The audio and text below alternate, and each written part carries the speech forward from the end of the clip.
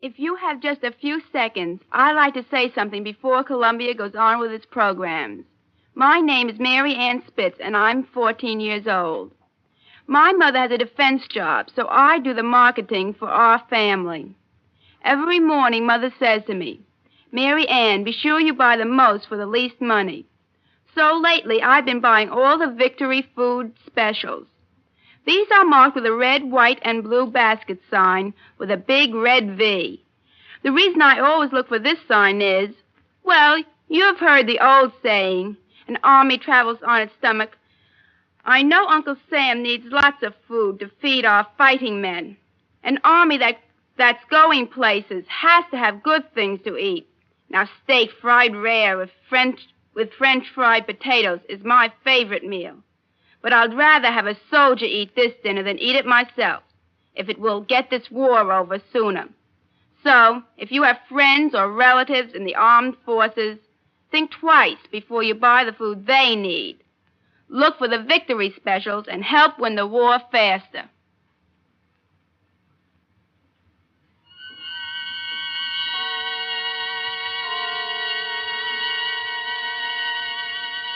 The Columbia Network takes pleasure in bringing you Suspense.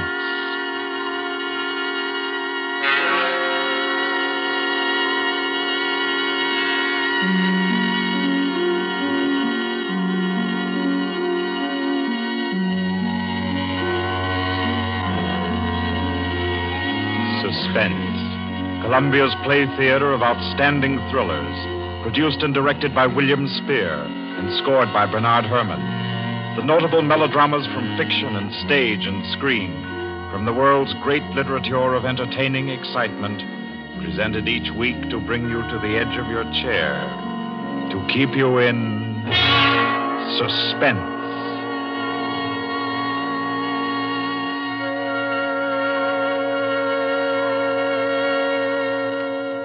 Tonight's adventure in suspense is from the pen of Dorothy Sayers.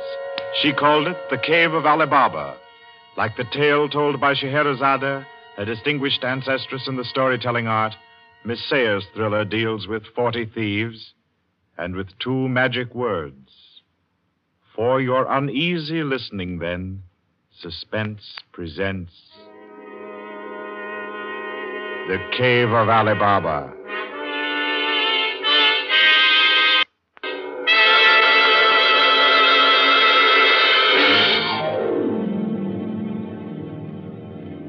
On a Saturday afternoon in January, in a grim and narrow house in Lambeth, a man sat eating kippers and reading the daily paper. He was smallish and spare, with brown hair rather too regularly waved and a strong, brown, pointed beard. His double-breasted navy blue suit, his socks, tie, and handkerchief were all scrupulously matched, and his brown boots just a trifle too highly polished. He did not look a gentleman, not even a gentleman's gentleman. Yet there was something about his appearance which suggested that he was accustomed to the manner of life in good families. Superior butler, perhaps, yet not old enough to be retired. A footman who had come into a legacy, yes. He had just finished eating, and he was sipping his coffee when a slight noise at the front door caught his ear. Swiftly, too swiftly for a quiet little man sitting eating kippers and reading his paper on a Saturday afternoon, he sprang up. He dashed through the small hallway and he flung the door open. Of course, no one in sight. The society is at least dramatic in its delivery of its correspondence. And as if he knew what he would find, he shut the door and turned to the hat stand in the hall. An envelope had been placed there. It was addressed to Joseph Rogers. So Mr. Rogers opened the note. Number 21. An extraordinary general meeting will be held tonight at the house of number 1 at 11:30. You will be absent at your peril. The word is finality. Finality. Yes, I think so. The man called Joseph Rogers stood for a moment, studying the note. Then he strode to the rear of the house, to a tall safe built in the wall. Carefully, he manipulated a dial. He swung the safe door open. He stepped inside, into a small strong room. He opened a drawer marked correspondence, placed the note inside, and then came out again. A moment to reset the lock for a new combination, and then he went back into the living room. He reached for the telephone. He lifted it from the cradle and then reconsidered. Too dangerous. He hurried upstairs and clambered into an attic. In the furthest corner, he searched for and found a knothole in the woodwork. He pressed it. A concealed trapdoor swung open, and he was in the loft of the adjoining house. He paused before 3 cages, in each of them a carrier pigeon. Carefully, he wrote a note, slipped it under a pigeon's wing. There you are, my pretty. There, take it easy now. There you go. Lie straight. 4:30. I'll send another pigeon at 5 and the third at 6. I should have my answer by 9:30 at the latest. Oh, I forgot one thing, most important. Mr. Rogers moved through the trapdoor, back into the attic of his own house, and once again he stood before the tall safe built in the wall.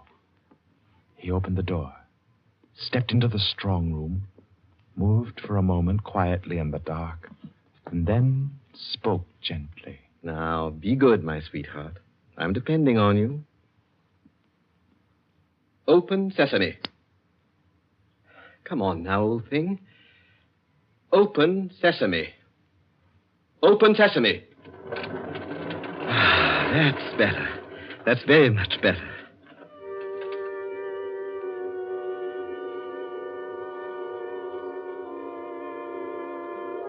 By 9:30, his answer was back.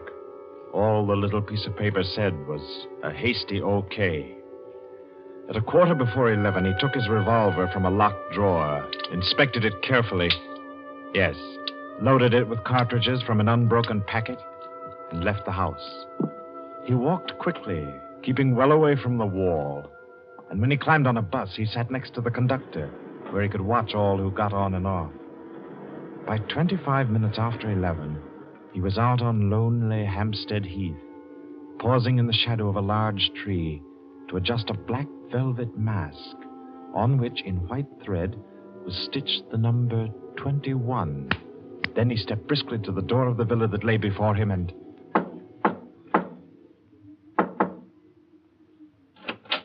What is it? Finality. Come in. Go right on through. Number 1 will check you in. Right.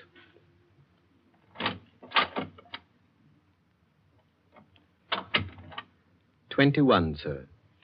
Lift your mask. Very well, 21. You may go on to the meeting room. Thank you, sir.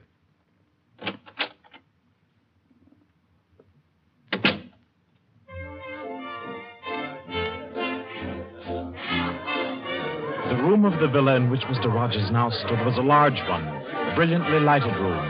There was a gramophone in one corner, blaring out a jazz tune. To its rhythm, couples, masked men and women, were dancing. Some were in evening dress, some in tweeds and jumpers. In another corner of the room was the bar. Mr. Rogers went up to it and asked the masked man in charge for a double whiskey. He consumed it slowly, leaning on the bar. The room filled. Presently, someone moved across to the gramophone and stopped it. Mr. Rogers looked around. Number 1, the massive gentleman in evening dress who had checked him in, appeared on the threshold. A tall woman in black stood beside him. Her mask, embroidered with a white number 2, covered her hair and her face completely.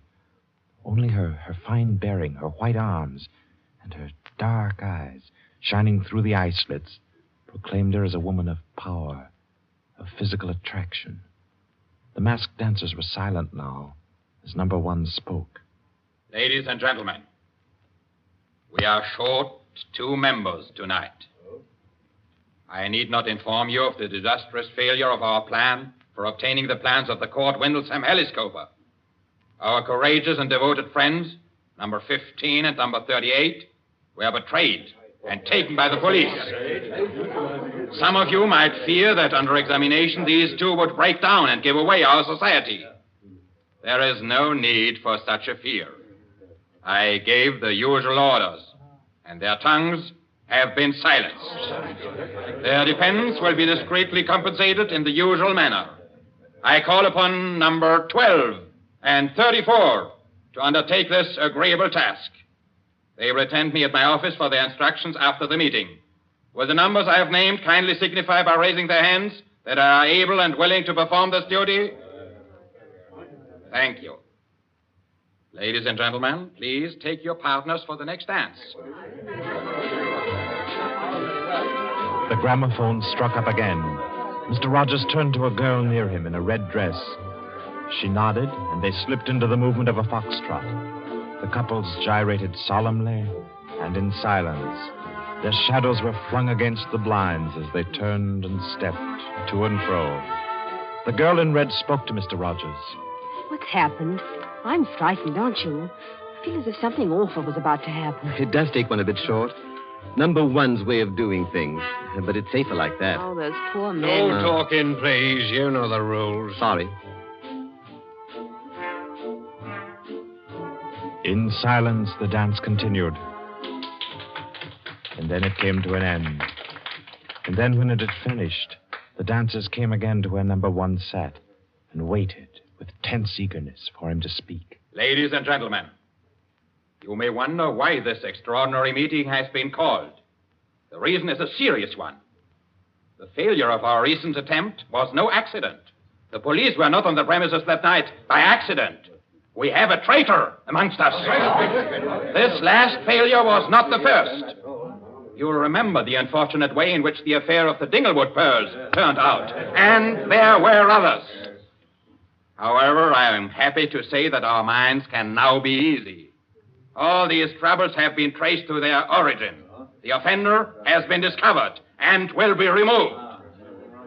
The misguided member who introduced the traitor to our ranks will be placed in a position where his lack of caution will have no further ill effects. There's no cause for alarm. Ladies and gentlemen, please take your partners for the next dance.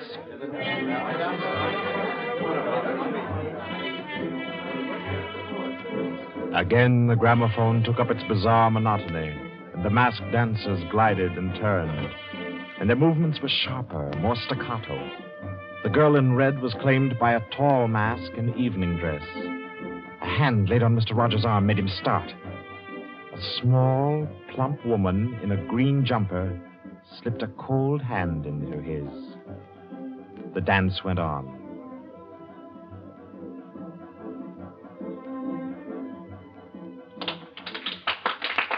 When it stopped, everyone stood detached, stiffened in expectation. The endless interval was over. Number one raised his voice. Ladies and gentlemen, you will no doubt wish to be relieved of the questions on your mind. I will name the persons involved. Number 37. No! Silence! I swear on it. Silence! You have failed in discretion. You will be dealt with. If you have anything to say in defense of your folly, I'll hear it later. Sit down. Number 37 sank down upon a chair. He pushed his handkerchief under the mask to wipe his face. Two tall men closed in upon him. The rest fell back. Ladies and gentlemen, I will now name the traitor. Stand forward. Number 21. Take off your mask. Number 37. This man was introduced to our society by you under the name of Joseph Rogers, formerly second footman in the service of the Duke of Denver, dismissed for petty thievery. Did you take steps to verify the statement? I did as God's my witness. It was all straight. I had him identified by two of the servants. I asked all over about him. The story was true. I'll swear it was. Number 21. Your name has been given as Joseph Rogers. Is that your real name? Answer me. Is that your real name? No. What is your name? Peter Death Braddon Whimsy. Silence! My compliments, your lordship. We thought Lord Whimsy was dead. He was killed, so the paper said 2 winters ago, while shooting big game in Africa. He even left a will, proved of £500,000. To his mother, I believe, the Dowager Duchess of Denver. Lord Peter Whimsy, indeed. well-known book collector, man about town, distinguished criminologist, took an active part in the solution of several famous mysteries. Taking an active part, if you don't mind. So you deliberately led us to think you were dead and became Joseph Rogers to gain entrance to our society. What has become of the real Joseph Rogers? He died abroad. I took his place. And the end of your impersonation to uncover our society. Precisely. I see. The robbery of your own fete, upon which we congratulated ourselves, and which you helped to execute, was arranged. Obviously. The robbery of the Duchess, your mother, was arranged by you. It was. It was a very ugly tiara, no real loss to anybody with decent taste. The burglary of the Winthrop mansion, the theft of the necklace at Covent Garden, the others as well. You arranged them all. All. May I smoke, by the way? You may not. Numbers 15, 22, 39. You have watched the prisoner. Has he made any attempt to communicate with anybody? None. His letters and parcels have been opened. His telephone tapped and his movements followed. Even the water pipes in his house have been under observation for Morse code signals. You're certain? Absolutely. Then we may be sure that he has been alone in this adventure. Well, ladies and gentlemen, please take your... Very well. Take the prisoner away. And be sure you explain carefully to him first the manner of his death.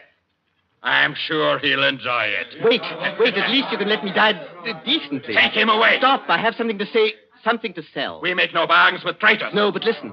Do you think I haven't thought of this? I'm not a fool. I've left a letter. To whom? To the police. If I don't return tomorrow, it'll be opened. It's a bluff. The prisoner sent no letter. He's been strictly watched for months. I left the letter before I came to Lambeth. Then it can't contain no information of any value. Oh, but it does. The combination of my safe. Indeed? Has this man's safe been searched? Yes. What did it contain? No information of importance, sir. An outline of our organization, the name of the house, nothing that can't be altered and covered before morning. And did you investigate the inner compartment of the safe? You hear what he says, did you? He's trying to bluff. There is no inner compartment. I hate to contradict you, but I'm really afraid you must have overlooked it. And what did you say was in the compartment, if it does exist? The names of every member of this society with their addresses, photographs, and fingerprints. How did you say you contrived to get this information? By doing a little detective work on my own. But you've been watched. True, the fingerprints of my watches adorn the first page of the collection. That statement can be proved? Certainly. The name of number 40, for example... Stop! If you mention names here, you will certainly have no hope of mercy. Bring the prisoner to my office. Ladies and gentlemen, take your partners for the next dance.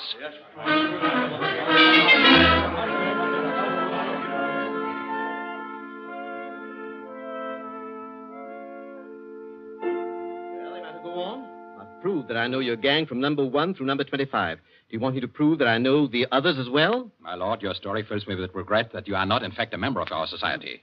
Wit, courage, and industry are valuable in an association like ours. I fear I cannot persuade you. No, I suppose not.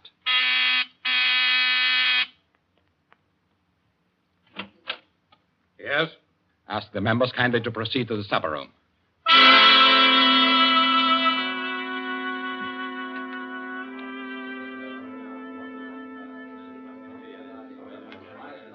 Ladies and gentlemen, I'll not conceal from you the seriousness of the situation. The prisoner has recited to me 25 names and addresses which were thought to be unknown except to their owners and to me. There has been great carelessness. Fingerprints have been obtained. He showed me some photographs of them. He tells me that the book of names and addresses is to be found in the inner compartment of his safe, together with certain letters and papers stolen from the houses of members and several objects with fingerprints. I believe he tells the truth. He offers the combination of the safe in exchange for a quick death. I think his offer should be accepted. What is your opinion, ladies and gentlemen? The combination is known already. Fool! This man is Lord Peter Wimsey, a scientist of crime. Do you think he will have forgotten to change the combination? Oh, I say give him the promise. Time's getting short. You agreed? It's a bargain, Wimsey. What is the combination? The word of the combination is unreliability. And the inner door, the inner compartment. In anticipation of the visit of the police, the inner door is open. Good. Number 12 and 36. You will go to the prisoner's house and... Why should any more members...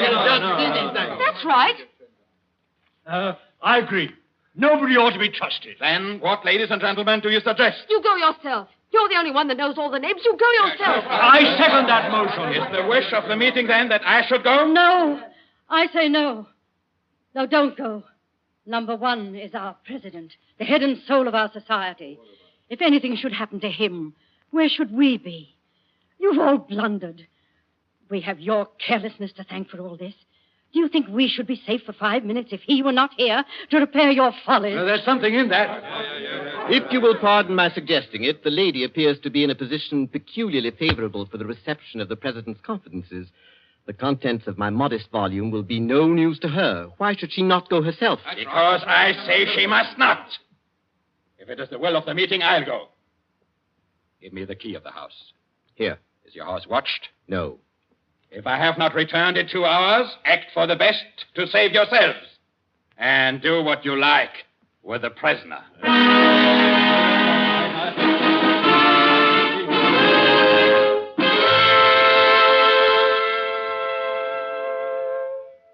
The president has been gone 2 hours. Traitor! What's happened to him? How should I know? Perhaps he's looked after himself and gone while the going was good. Liar! Oh. He'd never do that. What have you done with him? Speak, or I'll make you speak. I can only form a guess, madam. I'm afraid that your president may quite inadvertently have left the door of the inner compartment closed behind him, in which case... Yes? Well, let me explain the mechanism of my safe. The inner compartment has 2 doors. The outermost opens outward with an ordinary key. Oh, do you think that the president is so stupid as to be caught in an obvious trap? Undoubtedly, he will have wedged open that inner door. Undoubtedly, madam. But the sole purpose of that inner door is to appear to be the only one.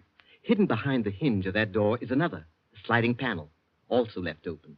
Inside the compartment is the big, heavy ledger containing all the information about this society.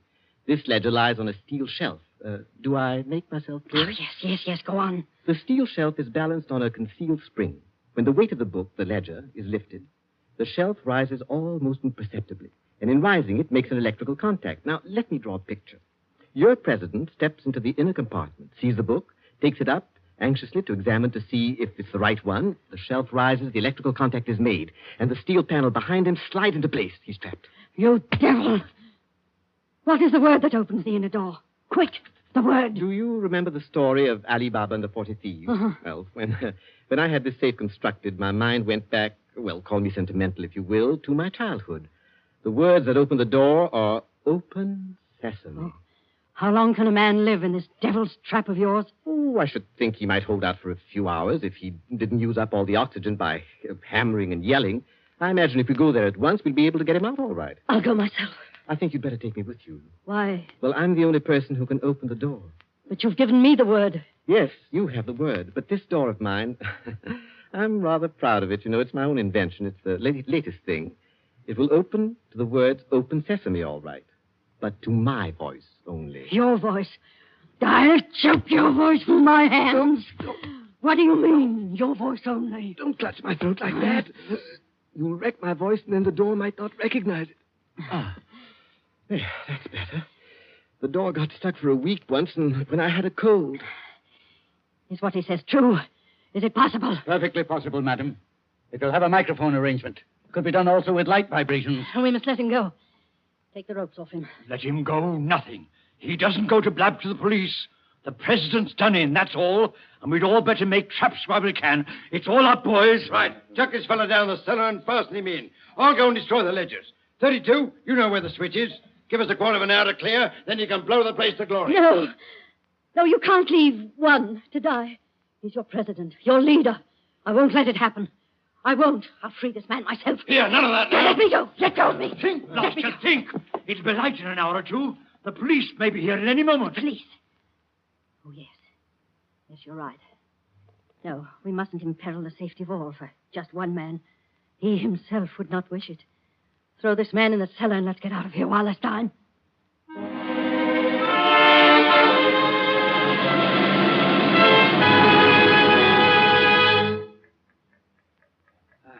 Here. This is good enough. Leave him here. Right. Let's go. Hey, you chaps. Yeah? Should have gagged him. I say, it's lonesome down here in this cellar. You might at least leave the light on. Don't worry about the dark. That ticking you here is the time fuse for the bomb that's going to blow out this place. It's all set. You won't have long to wait. Not long.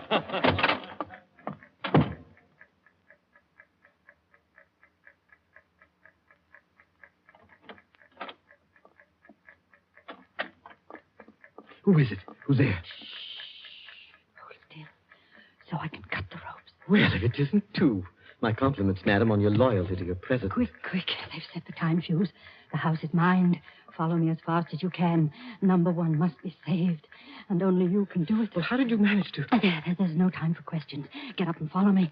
You will release him. You promise. I promise. But I warn you, madam, that this house is surrounded. When my safe door closed, it gave a signal to Scotland Yard. All the members of the society are taken. Never mind them. Here, outside. Quick. All right, who's there? Is that you, Inspector? Get your fellows away, quick. The house is going up in a minute.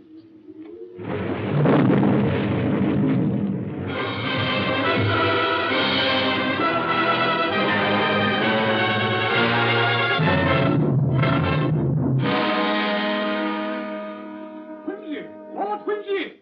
It's Inspector Parker, old man. Are you all right? Yeah, I'm a bit winded. What's happened, Inspector? Oh, about half a dozen of them got blown up. The rest we bagged. Hurry. We must hurry. Who's this? One of the gang. She's called number 2. We must save him. We must. Golly, I clean forgot the gentleman in the safe. Parker, where's your car? It's down the lane. Send one of your men down to get it. Right. Johnson, bring that car here. Yes, sir. I've got the number 1 of the whole company, quietly asphyxiating at home. I promised we'd get back and save him. He's the bloke that we've been wanting. The man at the back of the Morrison case and the Hope Wilmington case and hundreds of others.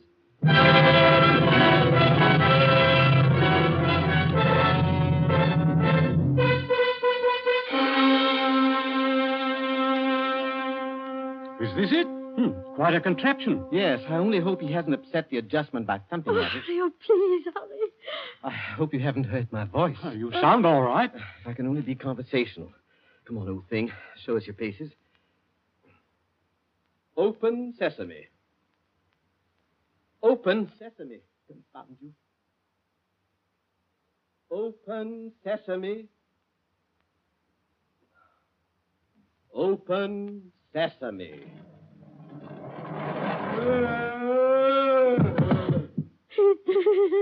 Let me see. No, he's not. He lived to stand his trial.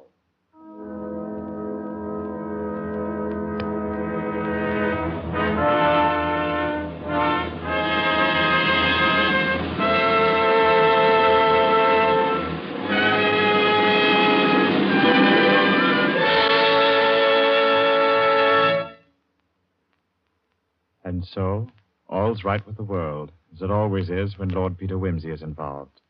The Cave of Ali Baba by Dorothy Sayers was the story which gave us tonight's Suspense. Suspense is produced by William Spear. Our guest director for this evening was Robert Louis Sheehan. Tonight's radio drama was written by Peter Lyon and scored by Bernard Herrmann. Romney Brent was Peter Wimsey, William Moulton played number 1, and Ira Gerald, the lady in the case. Others in the cast were Kathleen Cordell, Victor Beecroft, Roland Bottomley, J.W. Austin, William Podmore, Ian Martin, and William Moulton. Next Wednesday, Suspense will not be heard because of a special all-star Hollywood broadcast which Paramount Pictures will present. 2 weeks from tonight, at this time, Columbia will bring you another selected story from the world's great literature of thrills. Another study in suspense.